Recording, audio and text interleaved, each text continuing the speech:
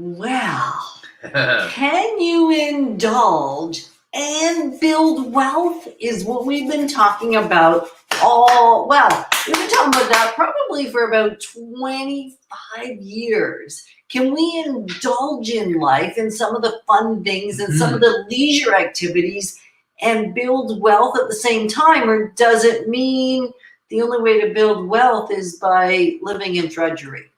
Ooh, that would be horrible, wouldn't it? It would.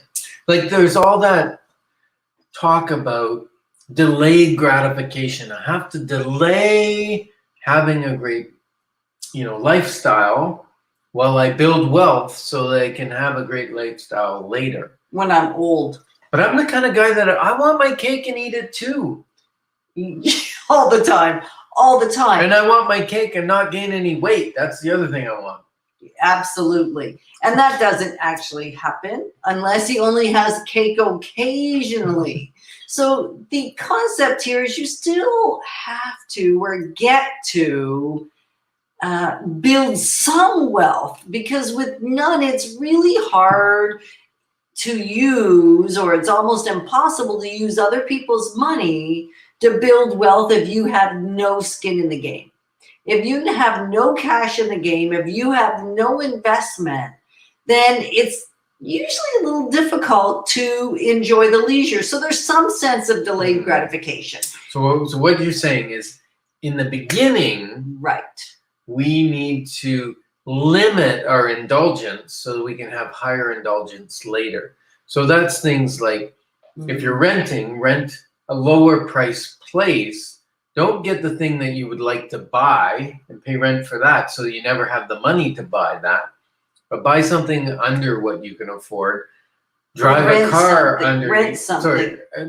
Rent something under what you can afford. Buy a car under what you can afford, or don't have a car. Take a bus. If that works in your lifestyle. To get the snowball going. Now what we're talking about is indulging and building wealth. And this is what you can do once you start that snowball. You've got maybe some equity in your home, right? And in these days, it's actually pretty easy to get equity. You don't have to own a home. Right. You don't, right. If you bought a little bit ago, you don't have to have owned it for 20 years to have built equity. In this current market, if you've owned it for 3 years, even 2 years, you've already built significant equity. We just talked to one of our clients last night that we helped them purchase a new property 2 years ago. It will close just more than 2 years after purchasing it, and it will have gone up 80%, which is wild, which is not necessarily quite typical, and yet does happen. So you get to build wealth if you make a good buying decision on the front end. And I'm not talking about timing the market, although, because how do you know when you're going to time the market? It's a guessing game at best. Although there's a few factors to look at, it really is a guessing game. Nobody saw this coming 2 or 3 years ago when they were purchasing townhomes for $300,000, $340,000, $350,000, brand new towns, and now we're selling them for $6 million. I mean, who saw?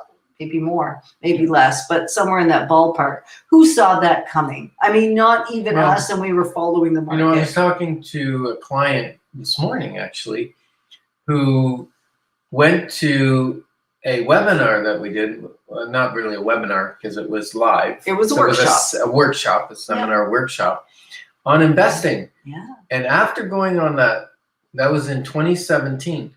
They bought a townhouse in 2017. That was a rental. They bought one in 2019 and they bought one in 2020. Or maybe it was 2018, 2019. Anyways, they bought 3 in the last 4 years, and it's now allowing him to indulge in another aspect. He wants to build a different business, and he's got the equity. He can pull some equity out of those properties. Now, the kind of indulgence we're talking about really is vacation. Who likes to indulge in a vacation? Let's go. I got my summer shirt on. Let's go to Hawaii or maybe Dominican Republic. You're not flying anywhere right now. Oh, that's true. But You what can vacate in your do, backyard. yes, what you can do is you could buy a cottage, a lake house property in our area, and you could rent that out when you're not using it. So yes, you can't stay there for, you can't go for the whole summer. You can't spend 3 months there and expect it to pay you. But you could go 1 or 2 weeks to that property. Or 3 or 4. And rent it out for the rest, and it covers itself, and it builds equity with the real estate market like everything else. Now, it's not tax-free because it wouldn't be your principal residence. It would be basically an investment, a second property. So there would be capital gains on it when and if you liquidate it. Now, you can do the same thing somewhere warm. And I haven't checked lately, but I'm assuming maybe assuming wrong, that the prices in vacation spots have not escalated the way they have in Canada because people aren't vacationing. They're not flying very much. So pretty hard for their market if they're a vacation market, like a destination market, right? Yep. Yeah. So the question becomes, where do you want to? Because this is for you. This is type in the comments, and if you're watching the replay, type hashtag replay and share what indulgence would you like to get from the equity that you built in your house. I mean, you may have equity and access to cash other places. What's amazing about equity in a house is as long as you're not using your house as a giant ATM, meaning every time you overspend and buy some consumer product, you're not, or even renovating your home before it's time or before you've earned the cash to do so, if you're not using your house as a way to pull cash out of. I mean, one of the sad stories that we often hear, somebody purchased a home in 1980, they paid $140,000 for it, and now they have a mortgage of $400,000 on it.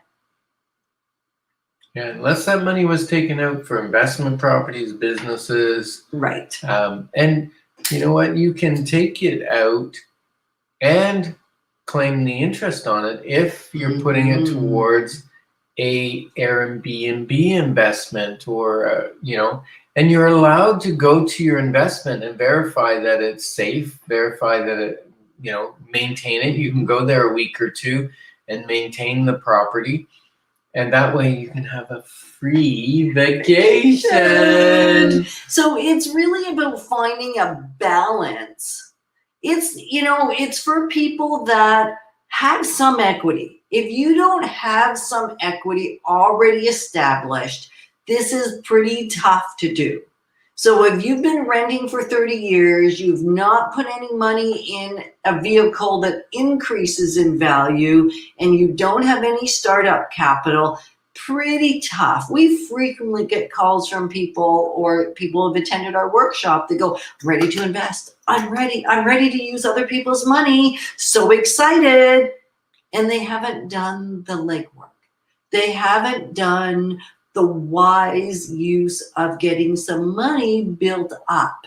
And the easiest is doing it in the house you're living in. Now, one pretty and brilliant idea, which quite a few of our clients have done over the years as well, either by reading the wealth formula or attending one of the workshops or just knowing good wealth strategies, is to buy a property where you live in one part and rent out the other part.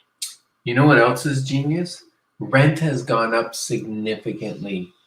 And if you're in a low cost rental, and we had a client do this, where they were paying like $800 a month, right?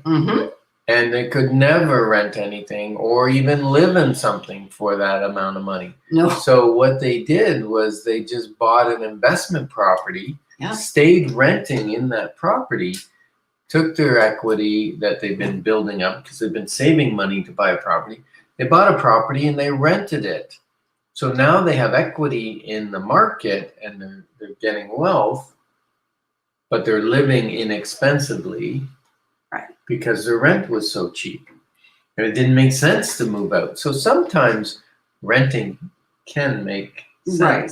Now, there are some advantages if you're thinking, well, I don't know which choice. I don't know which way to go. You're throwing out option after option after option. Well, ask the question specifically for you. This is a general conversation meant for everyone to be able to pull out what is the vehicle that's best for me. Well, maybe a little challenging to do without a one-on-one consultation. So if you're thinking, I need a consultation, I already own property, and now I just want to know what should I do with the equity that's in it? What are my options? I just wrote a really great article. Well, I think it's a really great article that we put out in our community newsletter, our publication that we've been doing that's been out there since 1989. I forget the number. It's been once a month since That's crazy. That's a lot, eh? Yeah, it's a long time ago. 1980, I think that's 32 years. And in there, I talked about, should we be using the equity in our houses? And if we have equity in our houses, what's the best way to use it? And if you already have it figured out, tell us. Because you know what? The information you provide can benefit someone else.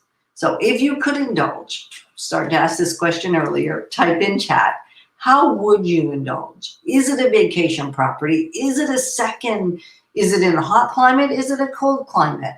Is it something where you're living in one half and renting out the other half of a duplex? Or maybe it's a triplex and you're renting out 2 doors and living in 1 door. I know many of our clients have done that. And one that did it early was actually our son. In his first property, he rented it out like rooms at 20 years old, and he slept in the furnace room until he met his wife and decided to get married. She didn't want to live in the furnace room. So there's maybe certain things in certain seasons that you don't want to do in other seasons. And it allowed him to then purchase a duplex, convert to a triplex, live in 1, move to the 3rd when the 3rd was finished, and then after a while decided, with 2 kids that were doing a lot of noise making, it was time maybe to move to a single family home, but keep the triplex. So these strategies are not a one size fits all. And there is a size that fits you. That's the great news. That's great. That's like your dream last night. Right. There is a size that fits you. Buy the right size. Right. It's not just a one size fits all. I mean, have you ever bought one of those outfits? I have. And I tell you, most of the time I swim in them, and other people, they're too tight. I mean, it's just all dependent on what size are you. So if you're looking for a one-on-one strategy so that the size actually fits you, just ask us. We would love to lay that out for you. And then you decide. It's just an option. So the article I wrote, if you didn't get a copy of the newsletter, you can actually just give us your email address and we can make sure you get that every month. We actually also recorded a Life's Inside Track on the topic. Private message us your email address. Yeah, don't put your email address out on the middle of the World Wide Web. No. You know how to reach us. We are always available at together@deckerteam.com. And Decker still has 2 Ks, no Cs. Still does. After all these years. All these years. Yeah, and I know how to spell it now. Well, I'm not confused anymore. So together@deckerteam.com, or you can always phone us 613-860-4663, which stands for home. 4663 spells home. It's very good. I know, you right? have that alphanumeric. Yeah. Keypad on your phone. It's just fun. So tell us how you have already indulged and built wealth at the same time. Because where you've done it, I bet someone else will too. Or share what you'd like to do next. So it's an A-B. If you haven't done it yet, tell us what way you believe you will indulge and build wealth at the same time. Yeah, like a friend of mine loves cars, so he opened a car dealership and has antique cars and things, and so he gets to drive the cars he loves, and it's a business and makes money. That's indulging while building wealth. Exactly. And real estate's one of the easiest ways, because who doesn't like going to a cottage or to a vacation property, especially when it's managed by someone else, so that it's cleaned and you just arrive and live in it like a vacation. Now, if you're going to go and clean it after every booking, that's a job. Right. You didn't buy an indulgence, you bought a job. So there are ways, yeah, it's a distinction. So we will help you with the distinctions. Let's indulge and build wealth and share. Because when you don't tell other people what you've done, then they can't learn from you. We can't learn from each other unless we open our mouths. So we're looking to learn from you, and we're grateful that we get to be your advocates on this journey of building wealth through real estate and wisdom. It's been hilariously fun. Hilariously fun, yeah? That's the way I live. If I don't have fun, I'm going home. I know, but you are home and you're having fun. Perfect. Well, it's been great seeing you, and we will see you in 2 weeks, right? 2 weeks, the third and first Wednesday of every month. We hop on for 15, and sometimes we stretch it to 20, but 15 at 12:15, you can count on us. First and third Wednesday of the month. So good.